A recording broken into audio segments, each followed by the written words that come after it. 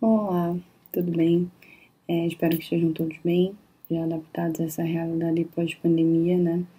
Essa loucura toda e esse novo normal que a gente tá vivendo. Bem, eu vou me introduzir um pouco aqui para vocês, me apresentar, e depois a gente segue com a aula, com o tema de beta-talassemia, tá? Com os áudios. Eu vou deixar esse videozinho aqui no começo para vocês conhecerem minha cara mesmo. Bem, meu nome é Flávia. Eu sou aluna do doutorado da Unicamp, pelo programa em Fisiopatologia Médica. Sou formada em Biomedicina pela Universidade Federal de Pernambuco. E desde o meu mestrado, até agora no doutorado, eu trabalho com indivíduos portadores de hemoglobinopatias, principalmente indivíduos com beta-talassemia, que é o tema central da nossa aula, né? E é isso, acho que basicamente é isso. Eu tô deixando meu e-mail aqui no começo e também no final, para caso alguém tenha alguma dúvida ou queira entrar em contato, tá? Sintam-se à vontade. E aí a gente vai agora dar início à nossa aula de beta-talassemia, tá? Espero que vocês gostem. Bom, agora que a gente já foi devidamente apresentado, né? Eu acho que a gente pode dar início à nossa aula, de fato. Vamos para um pouco de história e depois a gente começa a falar da doença em si, das bases genéticas, da fisiopatologia, tá? Então vamos lá. Inicialmente, a beta-talassemia ela foi descrita em 1925 por um pediatra, que era o Kuller, juntamente com a Pierre Lee, que era uma colega do laboratório, e eles descreveram alguns achados hematológicos e clínicos em 4 crianças que apresentavam anemia grave, com aumento de baço e deformidade nos ossos da face do crânio, e com uma curiosidade, que todas elas tinham a mesma origem, todos os descendentes delas tinham origem mediterrânea.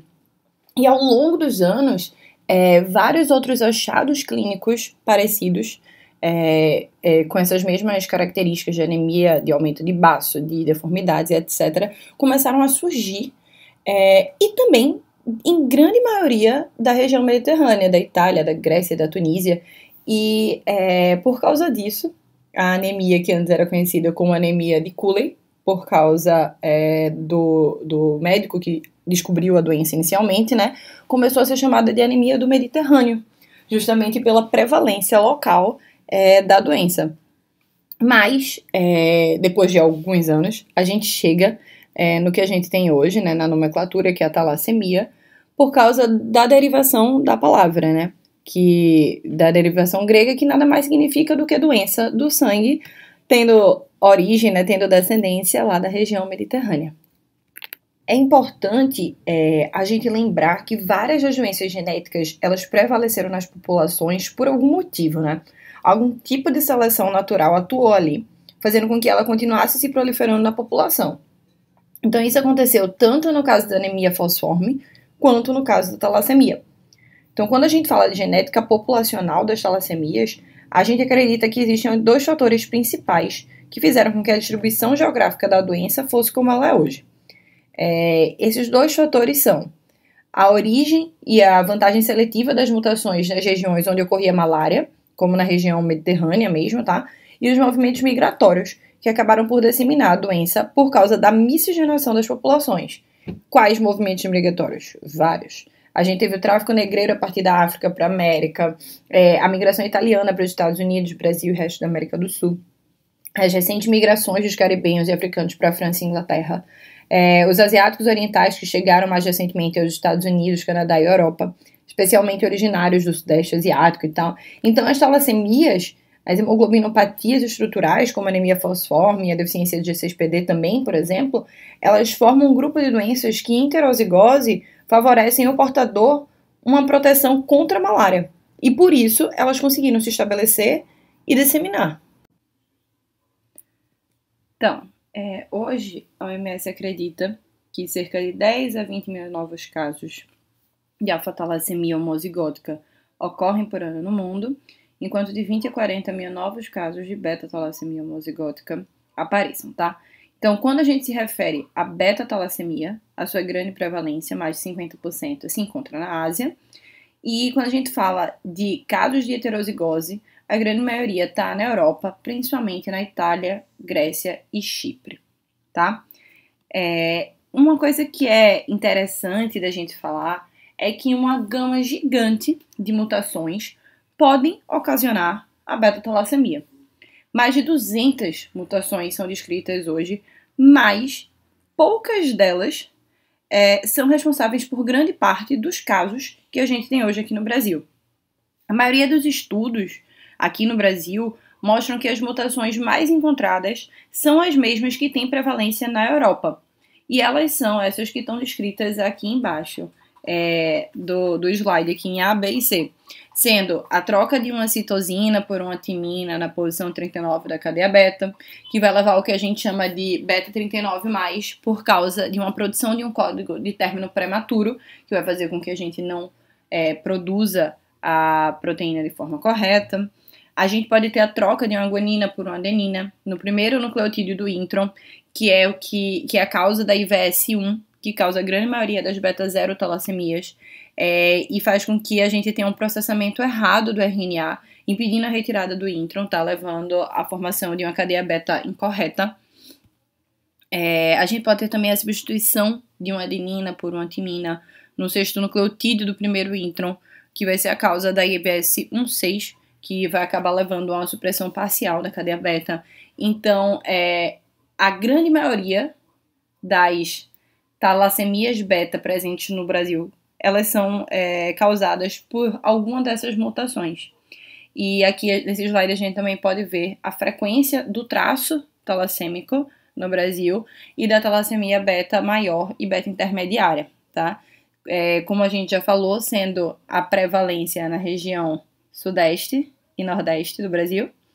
E quando a gente está falando do traço beta, a gente vai ter principalmente Campinas e região dominando esse ranking, tá? Então, como a gente sabe e como a gente vai entender mais a fundo ao longo dessa apresentação, a talassemia, a beta-talassemia, ela é uma doença que, se não tratada de maneira correta, né, e se não diagnosticada no momento correto também, ela pode trazer várias complicações para os pacientes. E por isso, eu resolvi trazer aqui para vocês um pouco da importância do Sistema Único de Saúde no tratamento e prevenção da beta-talassemia, tá? Então, é importante que o SUS ele participe desse processo para que o manejo desses indivíduos seja adequado e que eles consigam ter uma boa qualidade de vida, exatamente por terem um bom acompanhamento, né, por bons profissionais e tendo todo o suporte que eles precisam. Porque é importante que o indivíduo com beta-talassemia seja diagnosticado precocemente e que eles tenham direito ao melhor tratamento possível, tá? Então, só para deixar claro que desde serviços de diagnóstico, de hemoterapia, seja ele de triagem, da seleção de candidatos para doação, de coleta, processamento, distribuição do sangue, até prevenção e tratamento de fatos também são responsabilidades do SUS.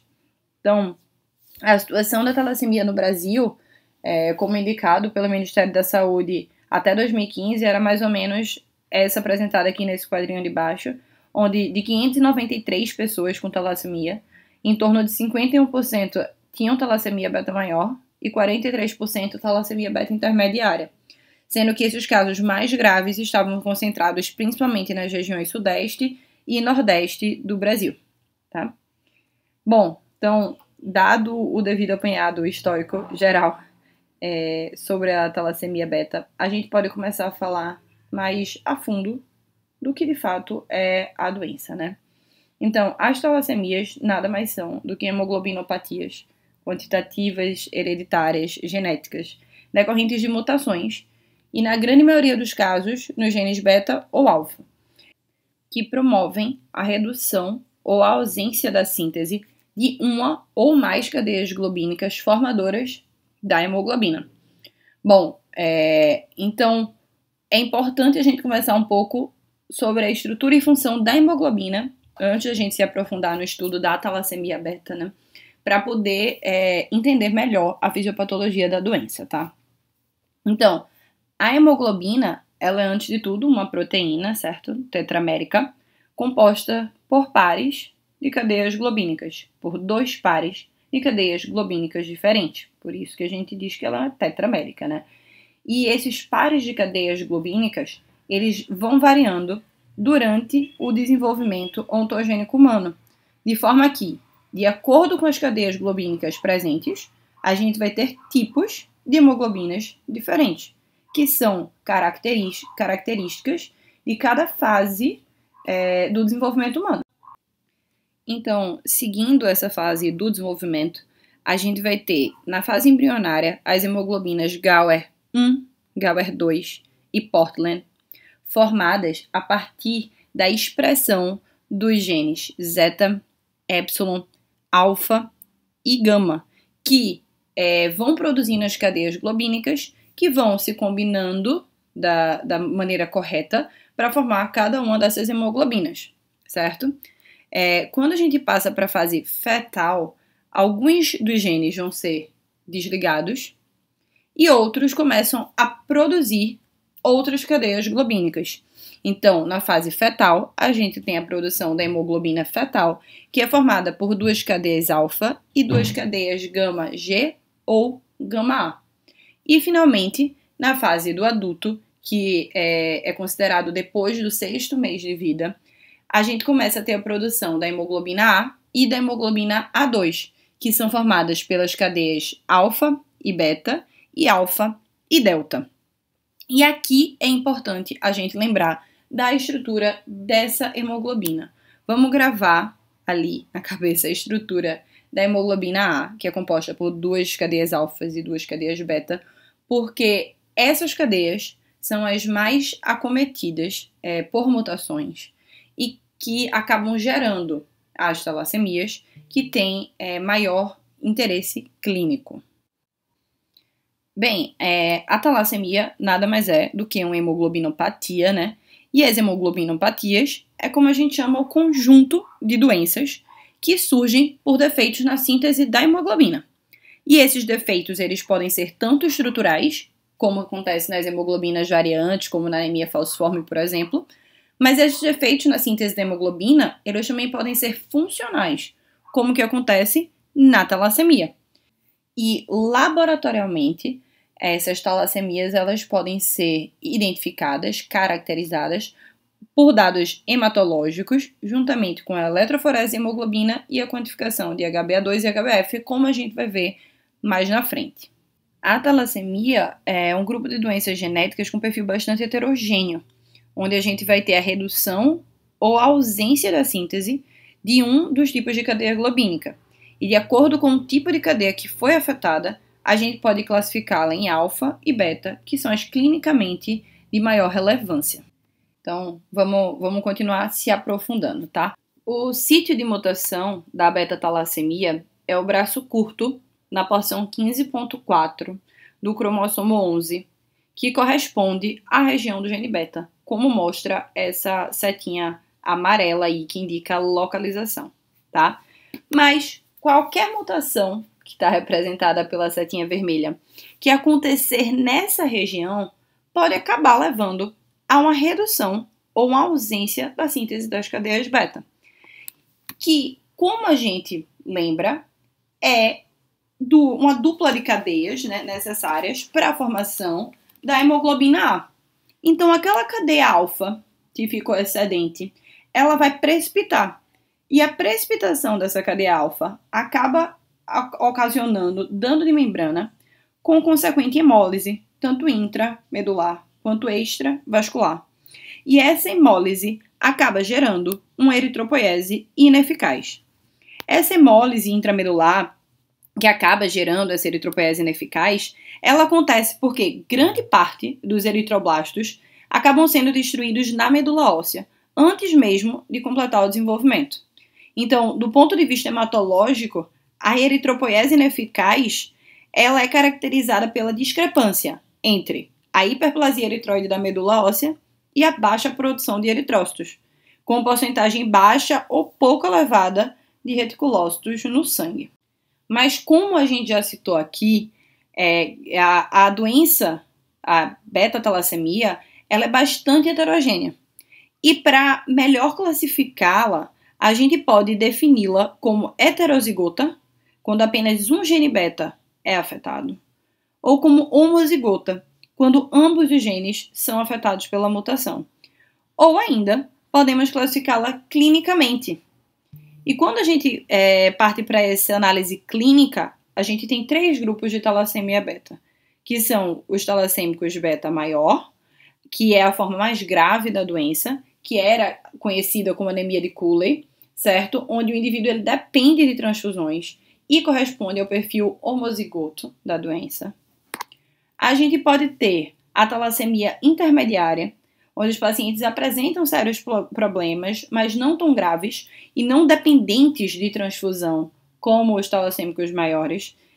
Os níveis de hemoglobina chegam a variar de 8 a 10 gramas por decilitro, mas como eu falei, eles não dependem de transfusão, que é o que diferem eles clinicamente dos talassêmicos maiores. E por fim, a gente pode ter o grupo de talassemia menor, que são heterozigotos, clinicamente assintomáticos, mas que podem ter leves alterações laboratoriais, como uma discreta anemia ou uma microcitose e hipocromia, porém vivem muito bem. Bem, como a gente falou que essa heterogeneidade ela é bem acentuada, né?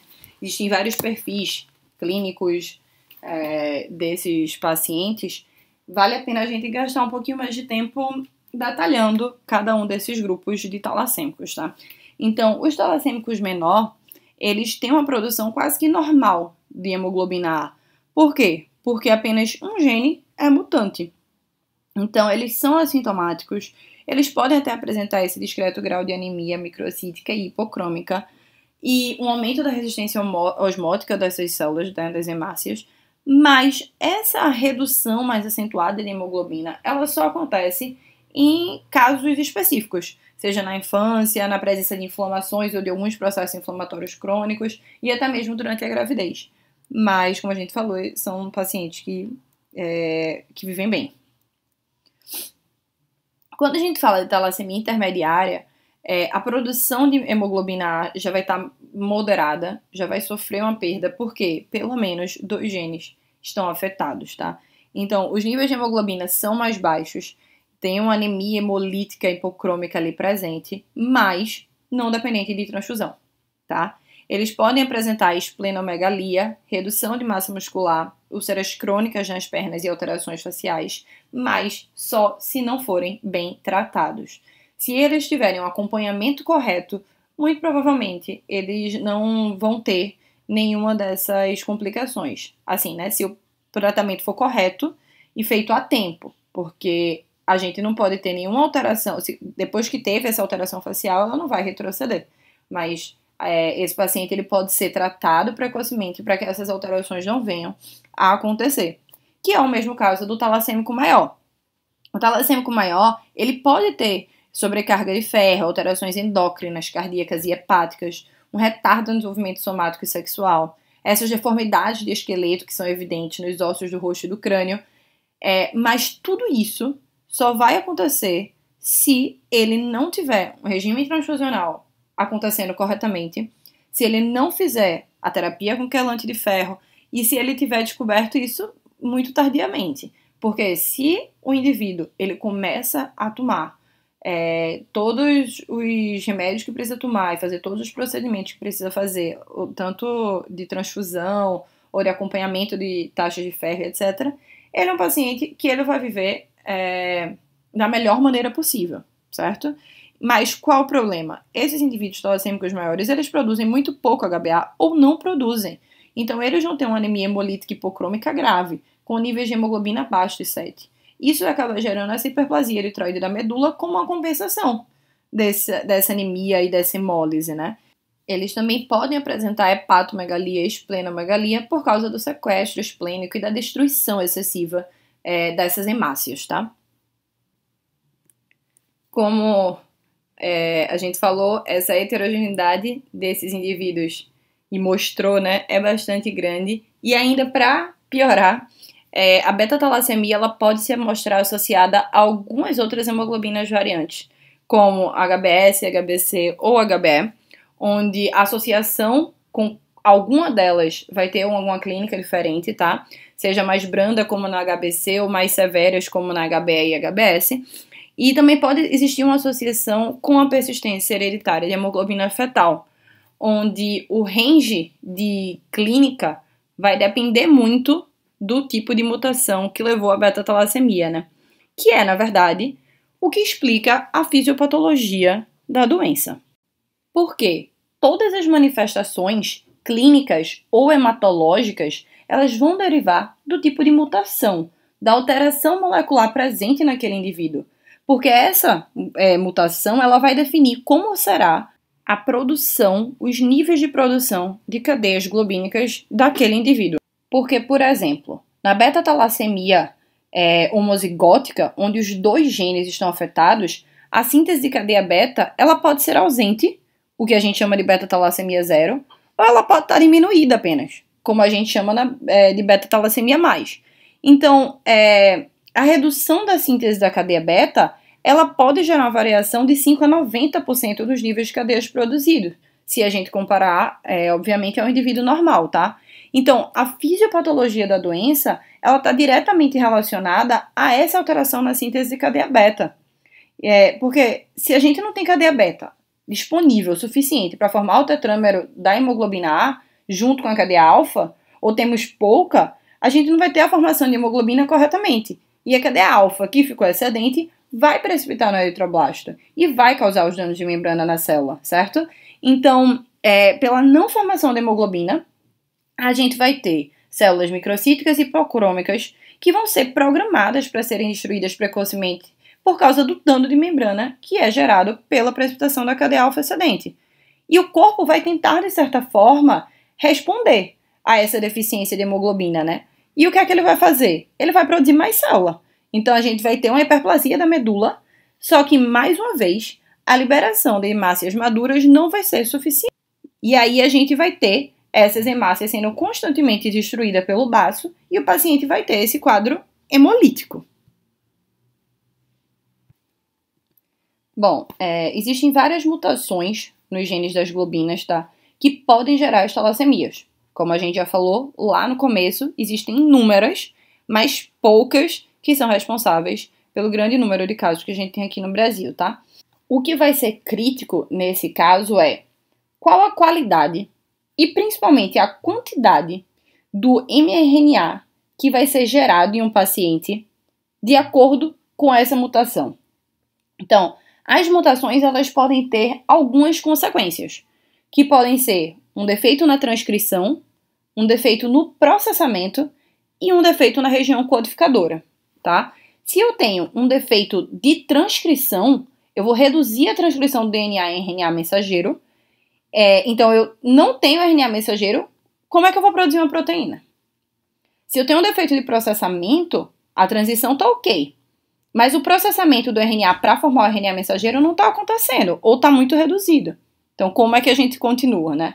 Se eu tenho um defeito na região decodificadora do RNA mensageiro, o RNA mensageiro está ok, tanto em quantidade, inclusive. Mas um defeito na região codificadora impede a tradução e a formação de uma cadeia polipeptídica normal de globina. Então, esses defeitos genéticos presentes nas talassemias, eles podem ser agrupados em 3 grandes grupos, que são as grandes deleções, as pequenas deleções ou inserção, de 1, 2 ou 4 bases, e as mutações de ponto.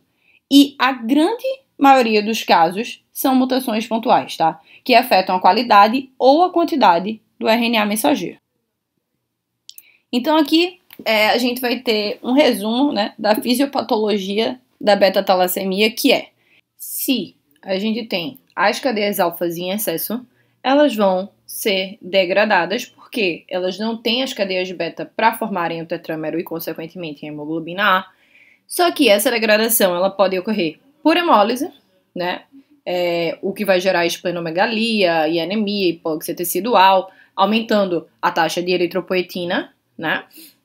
E com a consequente expansão da medula óssea, ou a gente pode ter a destruição dos precursores vermelhos. E isso vai acabar levando uma eritropoiese ineficaz e a anemia, que pode, mais uma vez, ir pela hipóxia tecidual ou que pode acabar sendo solucionada, entre várias aspas, pela transfusão. Só que a transfusão ela pode ter, por consequência, o acúmulo de ferro e todos os problemas relacionados a isso, como a gente pode ver. Outra opção é que a cadeia alfa não precipite, porque junta com as cadeias gama formam a hemoglobina fetal, mas que no final também vão levar ao aumento de eritropoetina e uma expansão medular, certo? No que diz respeito ao diagnóstico laboratorial, o que vai permitir que esse diagnóstico seja feito e diferencie um tipo de beta-talassemia do outro são as características físico-químicas e a mobilidade eletroforética de cada uma das hemoglobinas, certo? Então, existem alguns testes, alguns experimentos que podem ser feitos e que, somados os seus resultados, eles dão com maior certeza o diagnóstico para cada indivíduo, tá? Então, um primeiro teste feito é a eletroforese qualitativa e quantitativa de hemoglobina, tá? Que é um método de triagem das hemoglobinopatias. Então, é feito a eletroforese num pH alcalino de 8,6 em fita de acetato de celulose e vai ocorrer a separação das hemoglobinas variantes das hemoglobinas normais. Qual a limitação desse experimento? Existem algumas hemoglobinas variantes que migram junto com HbS e HbC. Então, precisa ser feita uma outra corrida eletroforética em outro pH, em outra fita, para que essas outras hemoglobinas migrem em porções diferentes, tá? Mas a grande maioria das hemoglobinas tradicionais, elas podem ser visualizadas. O benefício é que é um teste muito simples, rápido e barato, que em quase todo o laboratório existe a possibilidade de fazer, tá? Bem, um outro teste possível é a focalização isoelétrica, tá? Que é um método com maior capacidade de resolução. Por quê? Porque ele é baseado na mobilidade das frações hemoglobínicas e no seu ponto isoelétrico. Então, a gente vai ter um suporte com um gradiente de pH que é pré-estabelecido e a gente vai ter essas hemoglobinas se movendo, tá? Até um ponto X que é conhecido para cada uma delas. Então, a gente vai ter um método que vai separar com maior acurácia a grande parte das hemoglobinas variantes, mas também é um método muito mais trabalhoso e demorado. Outra técnica possível é a cromatografia líquida de alta performance, né, o HPLC, que é o método ouro, hoje em dia, para pesquisa de hemoglobinas variantes e para, principalmente, quantificação de HbA, HbA2 e HbF, tá? O princípio básico da cromatografia líquida é a da separação de determinadas misturas, só que para isso ele usa duas fases, uma móvel e uma outra estacionária, tá? A limitação é que ele é muito mais custoso, é um método que é bem mais caro, mas que ele também permite caracterizar as variantes estruturais tanto de cadeia globínica beta quanto de cadeia globínica alfa. E por fim, mas não menos importante, a gente pode realizar os experimentos de PCR e de sequenciamento, mas nas etapas finais. Quando? Quando a gente não consegue identificação das hemoglobinas variantes ou incomuns. Então, ele é indicado quando a suspeita de hemoglobinopatia ela não pode ser confirmada pelos testes específicos que a gente citou antes, ou mesmo para aconselhamento genético. Até porque esses testes são testes caros, né, que custam mais, e que, para serem executados de forma correta, é necessário uma habilidade técnica maior do que os demais, para que, de fato, os resultados sejam que eles representem, de fato, a realidade. Bom, aqui nesse slide eu trago algumas figuras para vocês verem como seriam os resultados dos testes que a gente falou no slide anterior, mas eu queria deixar claro que esses resultados não foram, né, na verdade, de pacientes, de indivíduos com talassemia, mas sim de neonatos com doença falciforme, tá? Mas eu trouxe aqui só pra gente exemplificar, tudo bem? Então aqui na primeira parte a gente vai ter a eletroforese em pH alcalino, que é aquela que a gente falou que às vezes tem esse problema de separação das frações não de hemoglobinas variantes, né? Que podem correr junto ali com HbS e HbC, mas a solução seria a gente fazer uma corrida em H-citrato, tá? Que permite a separação melhor dessas hemoglobinas variantes. Aqui na figura 2, a gente vai ter várias corridas eletroforéticas, tá? Só mostrando o ponto isoelétrico de cada uma dessas frações e hemoglobinas, mas é isso. E aqui, na figura 3, a gente vai ter um resultado de um HPLC, tá? Que é o cromatograma, onde cada um desses picos corresponde a uma hemoglobina, tá? Então fica mais fácil da gente saber a composição hemoglobínica dessa amostra que foi submetida ao experimento, tá? Bem, o diagnóstico em relação aos homozigotos e heterozigotos, existem alguns indícios que são característicos de cada um desses grupos, tá? Então, juntamente com alguns achados clínicos, os homozigotos, eles vão ter heterozigose nos pais, pelo menos, né? Esses pais, eles precisam ter algum gene mutado. Aí eles vão apresentar anemia inferior a 9 gramas por decilitro, uma hipocromia, uma nisopoiquilocitose intensa, uma esquizocitose, presença de hemácias em alvo, eritroblastos, um desvio à esquerda, aumento de hemoglobina fetal, mais com HbA2 variável, tá? O heterozigoto, entretanto, como a gente já sabe, ele é assintomático, então os níveis de hemoglobina estão ligeiramente diminuídos, mas ainda acima de 10 gramas por decilitro, tá? Ele vai ter uma microcitose e uma hipocromia mais discreta, o ferro sérico normal, mas ele pode apresentar um aumento de HbA2, tá? A HbF vai estar normal ou muito pouco elevada, mas às vezes é preciso a gente fazer o diagnóstico diferencial desse indivíduo com a anemia ferropriva para poder descartar essa anemia com microcitose e hipocromia. Mas o ferro sérico desse, como eu já falei, vai estar normal, tá? Outros testes laboratoriais que precisam ser feitos para um homozigoto beta-0, beta-0 ou para um duplo heterozigoto beta-0, beta+, tá? São esses aqui apresentados. Então, a gente precisa pedir o eretograma e nesse eritrograma, para o homozigoto beta-0, beta-0, a hemoglobina e o hematócrito vão estar diminuídos, o que é típico de uma anemia grave. O VCM e o HCM também vão estar diminuídos, tá? E uma reticulocitose relativa. O esfregaço sanguíneo vai revelar, então, essa microcitose e hipocromia, com presença de alguns poiquilócitos, principalmente eliptócitos e dacriócitos, vai indicar a presença de eritroblastos, e a eletroforese de hemoglobina, ela vai mostrar a ausência de HbA, mas vai ter um HbF aumentada e um HbA2 normal. Quando a gente está falando do duplo heterozigoto beta-0, beta+, ou do homozigoto beta+, beta+, o hemograma vai indicar uma hemoglobina e um hematócrito diminuídos, mas com anemia mais moderada, certo? O VCM e o HCM também diminuídos e uma reticulocitose. Mas o esfregaço sanguíneo vai mostrar uma microcitose, uma hipocromia e uma poiquilocitose também. Mas também, mais uma vez, com presença de eliptócitos e dacriócitos e presença de eritroblastos, mas a eletroforese vai apresentar a quantidade apenas reduzida de HbA, mas vai ter. A HbF vai estar aumentada e a HbA2 pode estar também ligeiramente aumentada. Quando a gente fala dos testes laboratoriais de um heterozigoto, tá? A hemoglobina vai estar pouco diminuída, ali em torno de uns 10 gramas por decilitro, mas é uma anemia branda, tá? Ele pode ter uma eritrocitose e o VCM, HCM e CHCM podem estar levemente diminuídos. O RDW pode estar normal ou aumentado. No que diz respeito à morfologia das células vermelhas, elas vão ser microcíticas e hipocrômicas e podem ter alguns poiquilócitos, como eliptócitos, dacriócitos e hemácias em alvo, tá?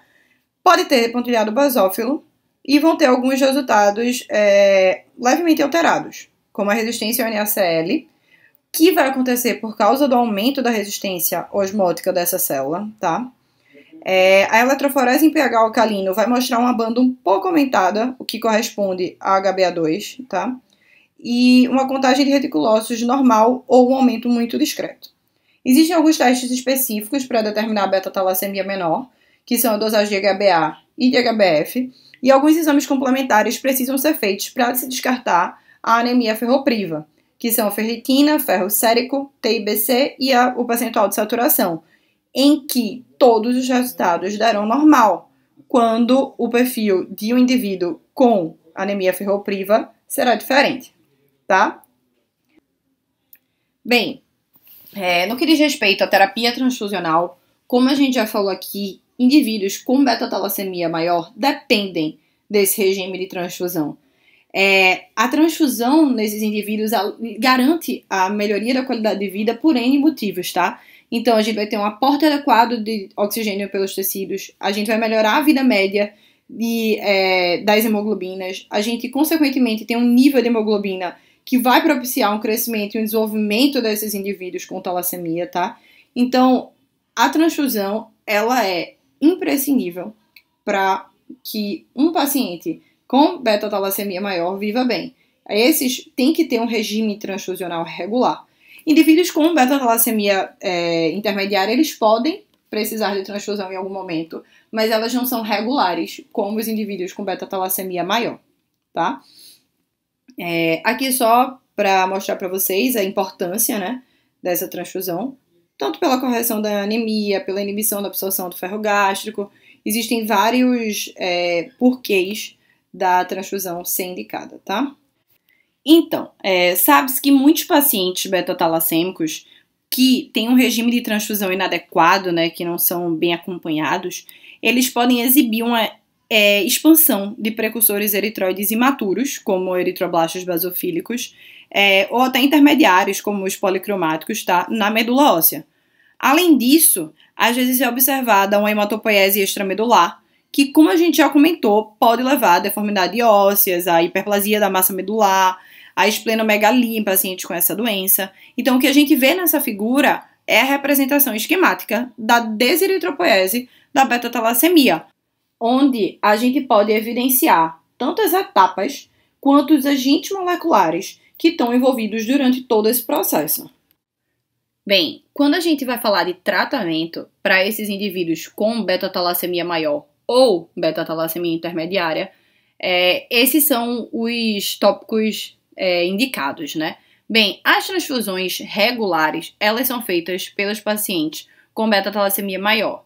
Entretanto, ela também pode ser indicada para os pacientes com beta-talassemia intermediária, caso estes apresentem constantemente níveis de hemoglobina abaixo de 7 gramas por decilitro, tá? A terapia quelante, ela precisa ser feita e normalmente é com o uso de dextroxamina, só que isso é acompanhado às vezes mensalmente, às vezes semanalmente, dependendo da quantidade, né, do uso desse quelante.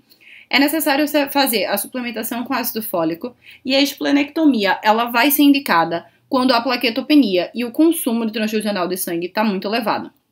A imunização desses pacientes é necessária para que se previnam as infecções, onde as mais recorrentes são as com pneumococos, meningococos, hepatite B, às vezes até hepatite C. Então, a penicilina, ela é profilática para aqueles esplenectomizados. E eles precisam de apoio psicológico desde muito cedo para poder aceitar vários dos problemas que podem ir acontecendo ao longo do tratamento, tá? Porque existem alguns tratamentos adicionais, como aqui a gente fala, que podem precisar ser feitos. Ele pode ter necessidade de começar um tratamento hormonal, caso ocorra o atraso na puberdade. Podem ter algumas terapias específicas para diabetes e arritmias, insuficiência cardíaca, que podem ir surgindo ao longo do curso da doença. E caso exista gravidez, alguns cuidados durante o período são necessários, tá? E a cura, de fato, ela só é atingida caso exista um possível transplante de medula óssea para aquele indivíduo, tá? Então, mas de uma forma geral, a beta-talassemia, ela deixou de ser uma doença letal na infância e passou a ser uma doença crônica com desenvolvimento próximo ao normal, justamente por causa de um bom acompanhamento e de um bom tratamento feito para esses pacientes, quando possível, tá? Então, no que diz respeito ao tratamento da sobrecarga de ferro, o que a gente pode dizer é que a mortalidade desses indivíduos melhorou muito, diminuiu cerca de 71% depois que o tratamento do quelante de ferro e do surgimento do advento da ressonância magnética, onde a gente consegue avaliar níveis de risco, né, tanto de miocárdico quanto hepático, a partir do teste de T2 estrela, tá? Então, o que é necessário? A avaliação dessa sobrecarga de ferro, tanto pelos níveis de ferritina sérica, pelo índice de saturação dessa transferrina e as concentrações hepáticas e miocárdicas de ferro. Então, essas avaliações, elas têm que ser feitas constantemente, principalmente para aqueles indivíduos beta-talassêmicos maiores, que fazem com frequência as transfusões sanguíneas, tá?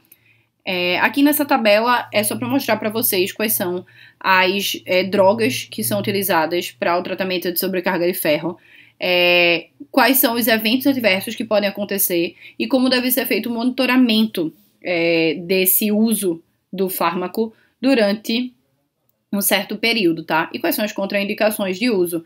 Tudo isso tá lá indicado no livrinho do Ministério da Saúde para tratamento de indivíduos com beta-talassemia. Então, outras complicações possíveis, tá? São as complicações cardiovasculares, que acabam, a maioria das vezes, sendo consequência da sobrecarga de ferro.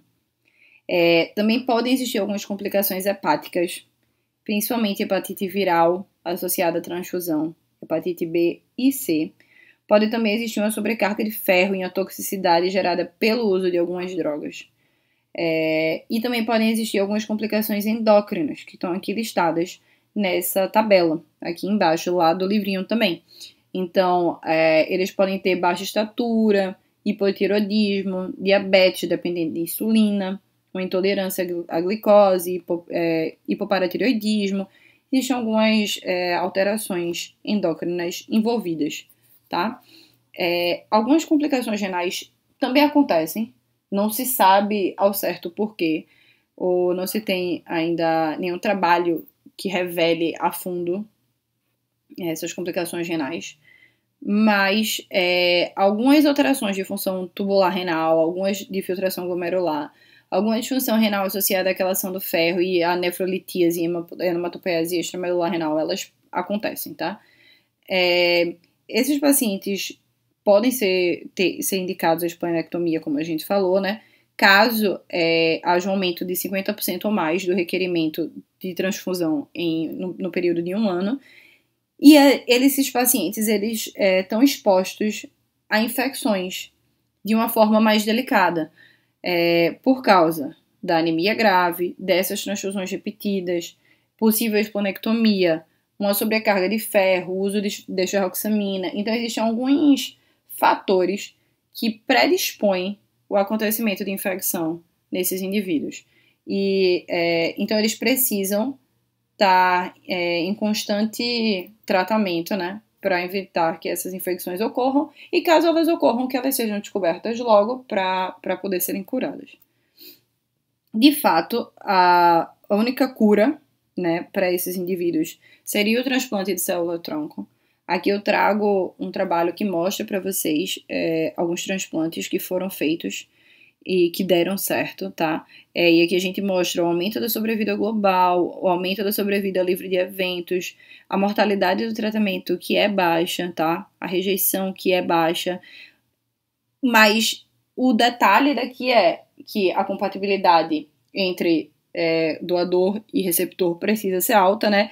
E que dependendo do nível ou da evolução clínica do indivíduo, talvez o transplante não seja mais recomendado, né? Mas, de fato, hoje é o único tratamento de cura para esses indivíduos. Outra coisa importante que a gente conhece é que os indivíduos com hemoglobinopatias, de uma forma geral, que cursam com o aumento de hemoglobina fetal, eles tendem a ter uma clínica mais branda. Não se sabe ao certo como esses indivíduos têm um aumento da hemoglobina fetal, ou por quê, né? Mas o fato é que os indivíduos que têm esses níveis de hemoglobina fetal elevados, eles vivem melhor. Então, alguns experimentos, alguns estudos, há algum tempo, eles estão sendo levados para esse lado, para tentar modular os níveis de hemoglobina fetal nesses pacientes, tá? E algumas tentativas estão sendo feitas com agentes citotóxicos, com derivados de ácido graxo de cadeia curta, com algumas terapias combinadas, e eu trago isso tudo aqui nessa tabela, tá? Então, como a gente poderia modular a hemoglobina fetal e para que esses pacientes tivessem uma melhoria da qualidade de vida? Isso seria suficiente? Não sabe-se. Mas a tentativa de modular esses níveis, até hoje, é uma alternativa. E, por último, mais ou menos importante, a gente tem a terapia gênica, tá? A terapia gênica, hoje em dia, não significa cura, pelo menos até o momento, né? Até agora, apenas o transplante de medula óssea se mostrou eficaz para esse fim. Mas a proposta da terapia gênica, que é de transferir a cópia de genes funcionais, né, e eliminar as consequências fisiopatológicas da doença, através da modificação genética de algumas células do organismo, ela se mostra bastante sólida. Vários avanços vêm sido feitos no processo, né, de terapia gênica durante esses últimos anos, mas várias dificuldades ainda existem, principalmente no que diz respeito à expressão dos genes que vão ser introduzidos. A eficiência da técnica ela ainda é muito baixa, mas a gente espera que nos próximos anos ainda existam resultados mais promissores, visto que esse método ele pode ser bastante seguro e específico para cada tipo de mutação, o que é sensacional quando a gente trata de doenças como a beta-talassemia, que tem um espectro de mutação enorme, né? Bem, aqui eu finalizo com vocês com algumas imagens, né, de esplenomegalia, deformidades ósseas dos ossos da face e do crânio, para deixar claro um pouco dessas complicações, né, para deixar mais visual essas complicações para vocês. Espero que tenha ficado claro a aula, não ficou tão extensa, acredito eu. E como eu falei lá no começo do vídeo, me disponibilizo para tirar qualquer uma dúvida, para qualquer informação que vocês precisem, referência bibliográfica ou qualquer dúvida científica que vocês precisem e queiram entrar em contato, tá? Então é isso, muito obrigada e bom encontro para todos vocês.